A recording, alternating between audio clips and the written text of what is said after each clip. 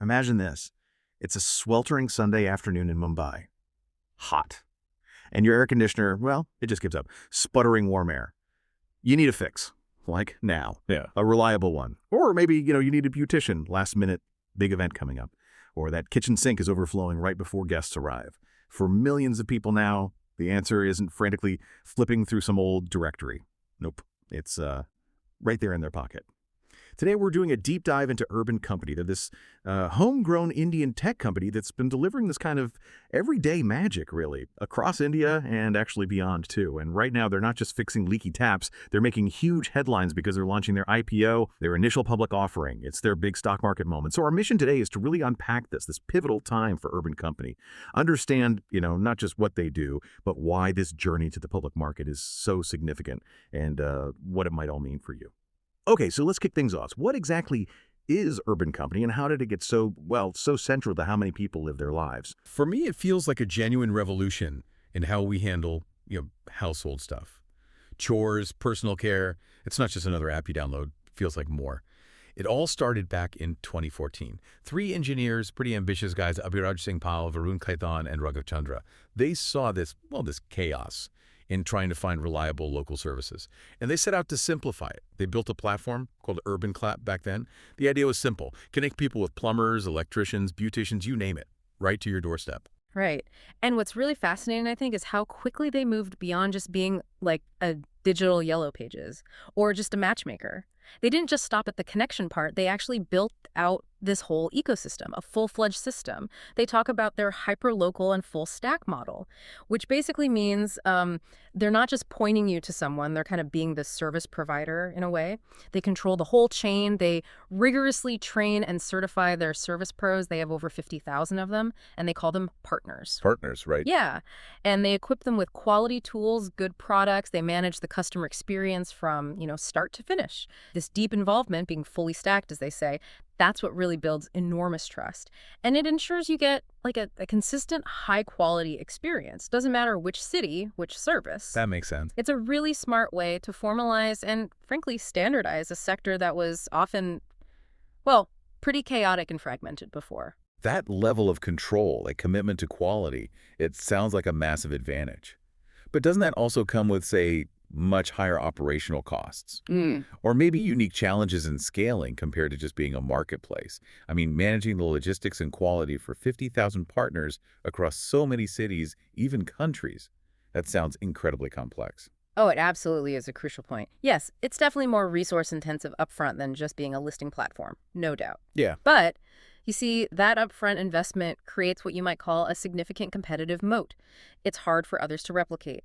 And those operational costs, they seem to be offset by the really high customer retention and loyalty they achieve. Think about it. If you know you're getting a vetted, trained professional with clear pricing, safety protocols all sorted, you're just far more likely to use them again, right? Yeah, definitely. Takes the guesswork out. Exactly. They've essentially invested heavily in building brand equity where there wasn't much brand recognition before. And that approach, it's turned those one-time fixes into really loyal customer relationships across, over 50 cities in India now? Wow. And internationally to UAE, Singapore, Saudi Arabia. They've served, I think the number's over 14.5 million unique customers, services from home cleaning, pest control, all the way to yoga sessions, salon treatments at home. It really shows how deeply they've woven themselves into, the fabric of daily life for many. Okay, but every big success story hits bumps, right? And Urban Company's journey, it wasn't always smooth sailing. They had to deal with that inherent chaos of India's unorganized services sector, where, trust is often just word of mouth, not based on qualifications, and tons of competition from smaller informal players. That messy landscape was the problem they wanted to solve, sure, but then came COVID-19, a completely unprecedented challenge. Home services just ground to a halt. You can only imagine the pressure then to pivot, adapt, just survive that. Oh, absolutely. And their ability to adapt during that period was, frankly, key. It showed a level of maturity, a robustness that definitely makes the company look more attractive to public markets. They were quick. They introduced really strict safety protocols, contactless service options, even new offerings relevant to the pandemic situation. That didn't just keep them afloat, it actually seemed to boost their reputation. Reliability, customer safety became even bigger selling points. Right. So that resilience, it's a really critical part of their narrative.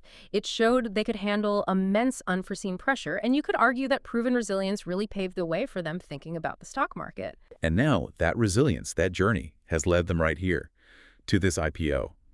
So for anyone maybe new to this IPO world, it's basically when a private company decides to go public.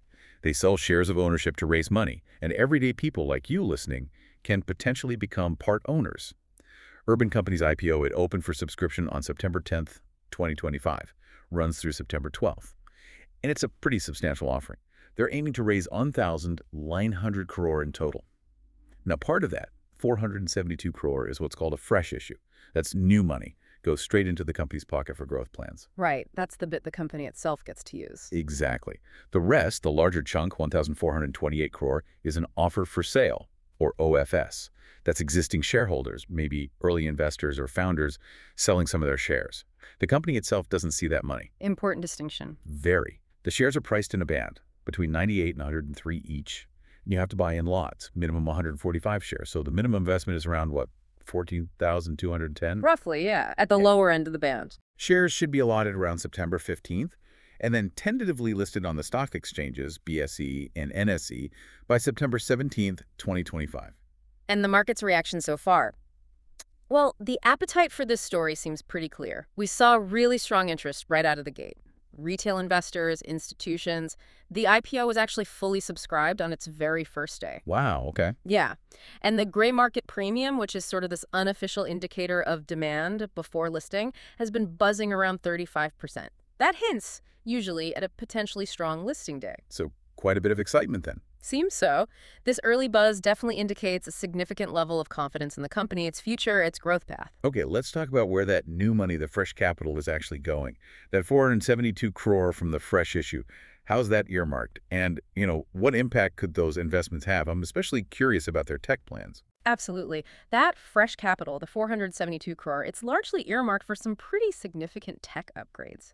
Think smarter features in the app, maybe more robust cloud infrastructure to handle all those users smoothly, no glitches, deeper integration of data analytics. Okay. And this isn't just about making bookings faster, right? It's about building a real competitive advantage through innovation. Imagine if they could use data to proactively predict your service needs. Like, tell you your AC might need a checkup before it breaks. That could completely redefine customer loyalty. That would be game-changing, moving from reactive fixes to predictive home management. Exactly. Beyond tech, they also plan to cover some office lease costs, ramp up marketing, get the word out to even more households, and keep a portion aside for just general corporate needs, standard stuff. But really, in a world where data is king, investing heavily in tech for things like personalized recommendations or that AI prediction piece, it just makes perfect sense. It's all about building a smarter, more seamless, and ultimately, a stickier customer experience. All right, let's dive into the numbers a bit more. Because Urban Company's financials, their report card, it does tell a compelling story, especially for a company in what can be, let's face it, a tricky sector.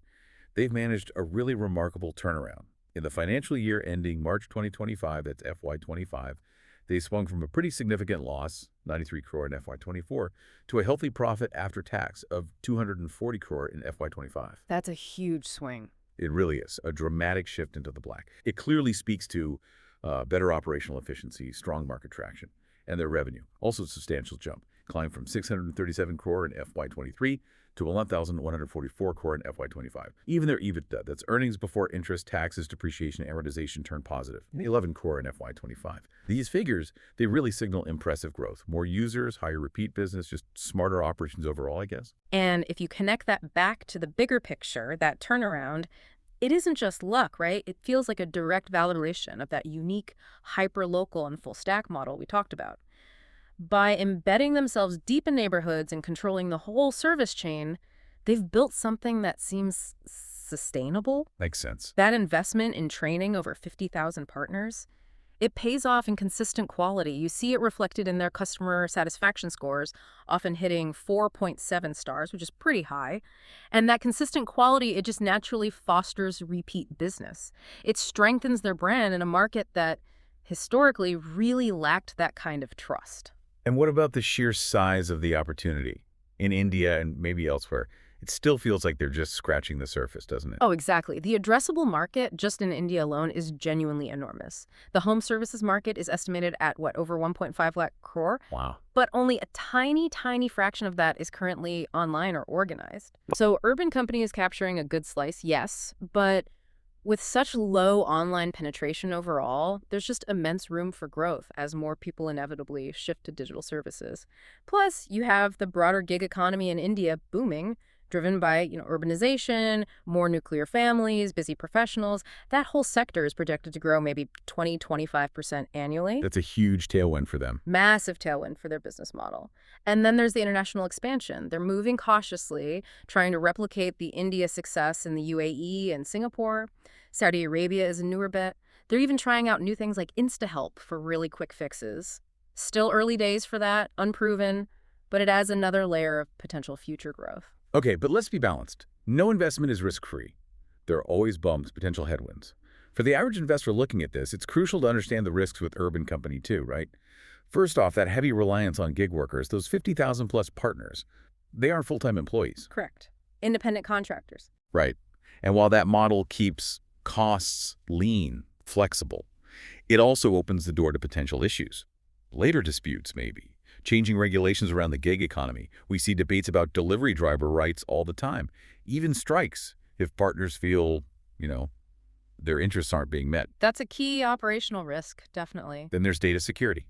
Millions of users sharing personal details, payment info. A breach could be absolutely disastrous. It would just erode trust instantly. Critical point. Trust is their currency. And the market itself isn't static. Competition exists. Players like NoBroker are around. Even giants like Amazon sometimes dip their toes into home services. Plus, economic slowdowns. If inflation hits household budgets hard, people might start deferring non-essential services, right? That could impact their top line. All very real risks, which raises the big question. How do you weigh these risks against what is undeniably a significant opportunity and impressive growth story? Let's look at valuation. At the top end of the price band, 103 per share, Urban Company's market cap would be around 14,800 crore. That gives it a price-to-earnings ratio, the PE ratio, of about 61.6 times, based on those FY25 profits. 61.6. That sounds potentially high. Well, for a mature, stable company, yeah, it might seem pricey. But for a high-growth tech firm, especially one leading a booming, underpenetrated sector like this, it's often considered, par for the course. We saw similar high valuations for companies like Zomato when they went public, and that ultimately worked out well for long-term investors who held on. Right, the growth context matters. Exactly. And the general consensus among brokerages, the analysts, it seems to lean positive. Most are recommending subscribers subscribe to the IPO. They tend to highlight Urban Company's strong leadership, that capital-light model, meaning they don't need huge factories or physical assets, their strong brand recognition, and, crucially, their proven ability to build trust and standardize what was previously a very unorganized market. And the fact that they've turned profitable while still growing rapidly, that's a major plus point in their favor. Okay, I can see the appeal there, especially for longer-term investors banking on that market leadership and the solid financials. Yeah. What specific growth levers are these analysts pointing to for the future? What comes next? Well, they see growth coming from several areas. One is just deeper penetration within the cities they're already in, getting more households on board. Another is expanding into totally new service categories. You could imagine things like pet grooming, maybe elderly care services. Those are potentially massive, untapped markets. Interesting possibilities. Then there's the continued international push, taking that model global, and also potentially selling more products directly to their service partners. Things like supplies, tools, that creates another whole revenue stream. So multiple avenues for expansion. Definitely.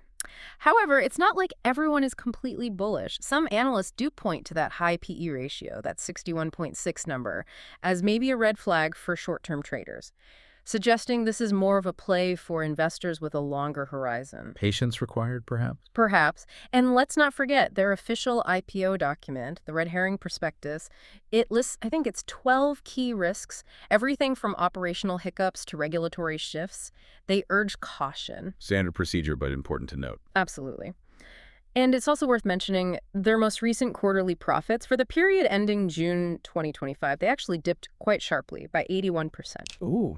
Now, context is important here. It was compared to a particularly high base in the previous period and likely influenced by seasonal factors. But it's something investors will definitely want to watch going forward, see if it's a blip or a trend. Right, need to keep an eye on that quarterly performance. So considering all of this, the opportunity, the risks, the financials, what are the broader implications here?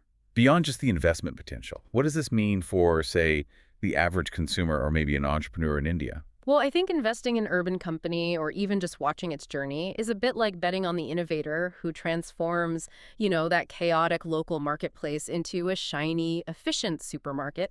It's about formalizing and streamlining a massive, previously fragmented sector that creates more professional, reliable opportunities for thousands of service partners. And obviously, it significantly improves convenience and trust for millions of consumers. Yeah, elevate standards. Exactly. The company feels really well positioned, like a surfer riding this huge wave of urbanization and digital adoption in India. It's where technology truly meets traditional services and arguably elevates them.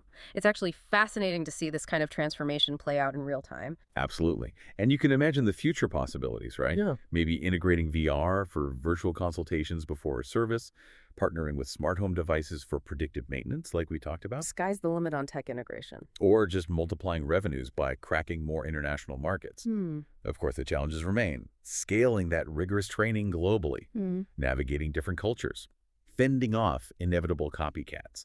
Those will always be there. But ultimately, Urban Company's IPO, it feels like a very relatable story. It's about making life just a bit easier in our increasingly hectic world, and seems driven by smart strategy and, frankly, impressive execution so far. But for anyone listening who is contemplating an investment, what's your final piece of advice?